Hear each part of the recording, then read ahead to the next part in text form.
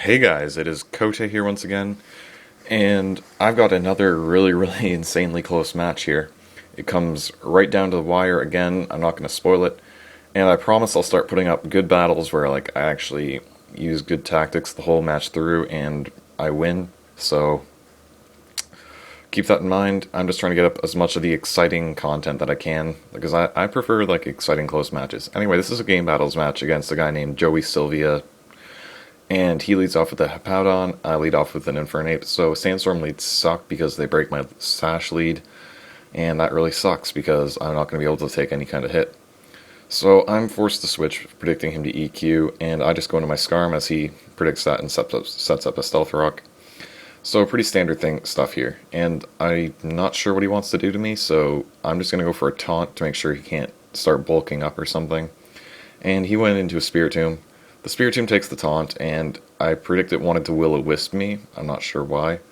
But anyway, he just goes into his Heatran while I set up a layer of spikes.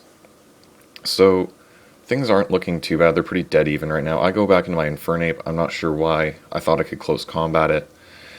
Because I'm faster than it, and I didn't think he'd go for an Earth Power or something against Scarm. I thought he'd go for a Fire Blast of some kind or something. So that kind of sucks. I decided to just condemn this Infernape and go for a Stealth Rock because I'm not sure what his team is like, and a Stealth Rock is probably more important than breaking a sub. So that kind of sucks.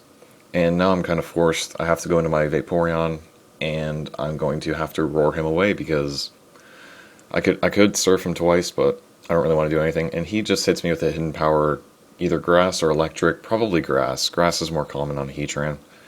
For taking out Swamperts or something. And in comes his Hippowdon after the roar, and it takes the spikes and Stealth Rock. So it's not at full health. Anyway, I could either sit in here and wish, predicting him to swap out, or I could surf, predicting him to stay in. I predicted him to swap out, so I went for a wish. And he actually goes for an EQ here, which it does well over 100, so I know I can't live another one. And for whatever reason, I decided not to protect. I decided to go for the hit on this Hippowdon because I don't know. I thought he'd switch. I honestly thought he wouldn't stay in because he knew he was slower at this point. But whatever. The Surf does a lot of damage, and my Vaporeon goes down because I am lazy, and that is not a very good use of a wall at all. So anyway, I'm down 2 pokes already, and he's not even down 1, I don't think, yet. So for whatever reason, I go into my Dragonite here, and I tried to hit him with an Extreme Speed, even though Hippowdon's defenses are really super high. I honestly thought he'd switch, predicting an an Ice Punch, but I don't know. Luckily, his Stone Edge missed, but now my Dragonite's kind of stuck in here, and I don't think another E-Speed will take it out, so I have to go for an Outrage. Unfortunately for me, and now I'm taking massive damage between the Stealth Rock, the Life Orb, and the Sandstorm. I'm already half dead, and I've only attacked twice. So that sucks. He just goes for an Iron Head here, and from that I can tell that this Scizor is Scarfed, and that kind of sucks.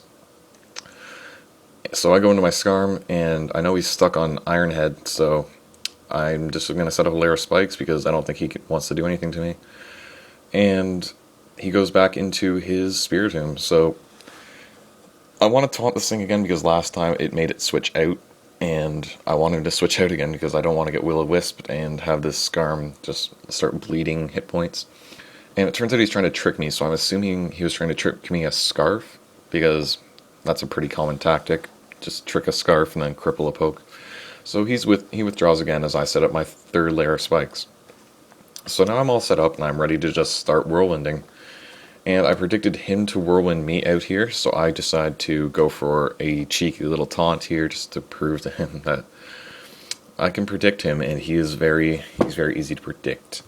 So he can't use the whirlwind after I taunt, so now I'm just going to whirlwind, and he goes for a Brave Bird because what else is he going to do? He's going to switch out and then get whirlwinded and just rack up more entry hazard damage on himself.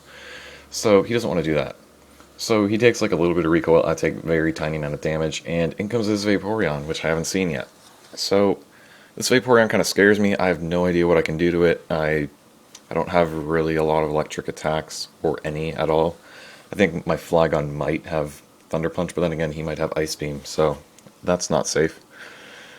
So I decided to just whirlwind him away because I don't want to deal with it right now, and if it has to switch back in, it'll take more spikes and Stealth Rock, and that is good. So in comes his Heatran, that's the word. So his Heatran takes, the entries take it down to half, but he gets lefties, so whatever. And my Skarm can normally live a Flamethrower, and he actually uses Fire Blast, and luckily it hits, or unluckily for me, rather, it hits. And that's going to take my Skarm out, because I guess it can't live a Stab Fire Blast, even though it can live a Fire Blast from a Dragonite, which kind of sucks. And he gets his Wish off, which really sucks, because now his Heatran is back up full, and I'm down to 3 guys. So I go to my Flygon, and I go for the obvious Earthquake, and this is a massive play here. My Earthquake misses, and I'm predicting him to predict me to switch. So I want to stay in and go for another EQ here, and that works out nicely because he tried to pull one on me and double switch, but instead I just hit him with the Earthquake again, and his Heatran goes down, which that is a massive play. And that made me feel really good about myself. So his Heatran's down, and my Flygon is just ready to sweep, unless his Skarm comes back in, which would kind of suck. So he goes back into a Spiritomb, which takes more entries, and it's going to die. And I'm predicting Sucker Punch, but like honestly, what else could I have done? So it's not gonna take me out though, and I'm going to hit him with an EQ, and he is down. So I've turned this match completely around. I was down 5-3 or something at one point, and that massive prediction just brought it back down to 3-3 or 3-2. I don't even know. So in comes his Scizor, and he has a Scarfed Bullet Punch, and that is nuts. I'm not sure why you would Scarf a poke that has a priority. Like, that's just kind of dumb. So I go to my last guy here, and this Gengar, like, this is massive. This Gengar is Scarfed. So I have to pick the right move here. Like, I could try to trick him my Scarf, but I predicted him to be Scarfed. Plus, he's going to take me out in 2 hits anyway. So he hits me with a Bullet Punch, and it does a ton of damage, and I decided I was going to go for the Thunderbolt, which is what I did, and luckily it took out that Scizor, because that was really the only thing that had a chance to live, because this Gengar has massive special attack. And he's going to go to Vaporeon, and he has to try and stall me out because he knows his Skarm's going to come in and die to the T-Bolt. So, fortunately for me, his second Protect misses, and my last guy it wins. I made the right play. I could have went for a Shadow Ball. When I was playing, I couldn't remember what his guys were, and that was just massive going for the T-Bolt because I had nothing to switch out to, and if I tried to switch back in, I wouldn't have made it anyway. And him missing that second Protect there didn't matter because the Sandstorm doesn't work until after the play. So even if he did get that second Protect off, it wouldn't have mattered at all. So that was a massive win, and I am happy that I got to play that match. That was super fun. So now, regarding to the sub special that I just had, I'm going to have another sub special, the 500. Coming up this weekend. I'm hoping I can get there by then. It's gonna be 2 battles. It's gonna be the 2 Kanto battles. I haven't played either of them yet, so my plan is to just use a bunch of Kanto guys that I never really used. Like, I'm not gonna reveal any secrets, but I'm not going to use any of the Kanto guys that you've seen before. So, anyways, I just want to thank those guys for doing the Kanto battles, and I'm sorry about the quality of the video of my last sub special, the 151, because that was really rushed, and I apologize.